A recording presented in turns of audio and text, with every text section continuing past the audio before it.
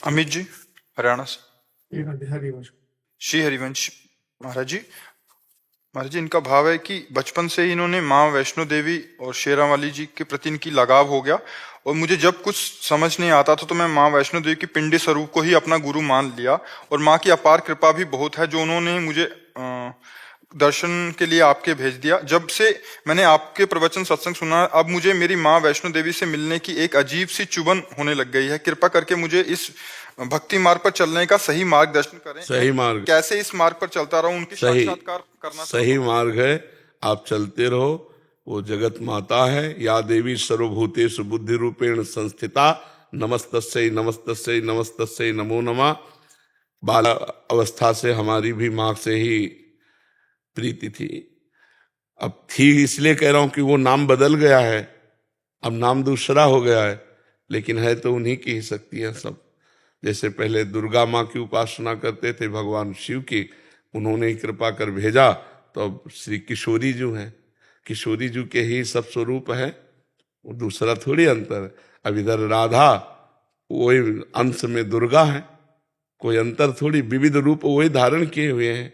तो बस नाम जप करो और अंदर से, ये अंदर की बात, अंदर से उनको सब कुछ मान लो। वो स्वयं, जैसे भगवान श्री कृष्ण अर्जुन के रथ की बागडोर पकड़ ली ना, वैसे जीवन की बागडोर माँ पकड़ लेंगी और आपको पार कर देंगी। रामकृष्ण परमहंस जी माँ को ही मानते थे, काली माँ को, सब कुछ प्राप्त हो गया। कहीं एक जगह आसक्ति कर लो, भगवान 100-200 रूप धारण करते हैं, है एक ही भगवान। 100-200 नहीं होते, वो एक ही, वही माँ है, वही पिता है, वही शिव है, वही अम्बा है, कोई अंतर नहीं है। बस भाव से लग जाओ, नाम जप करो।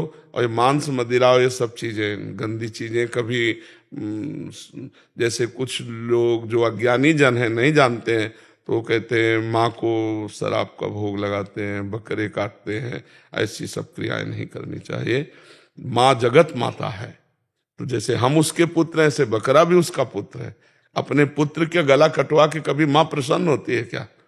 और माँ कभी मदिरा और गंदी चीजें सेवन करने वाला कभी माँ का आराधना कर सकता है? ये सब निकृष्ट लोग हैं, अज्ञानी लोग हैं, ये लोग नहीं जानते हैं।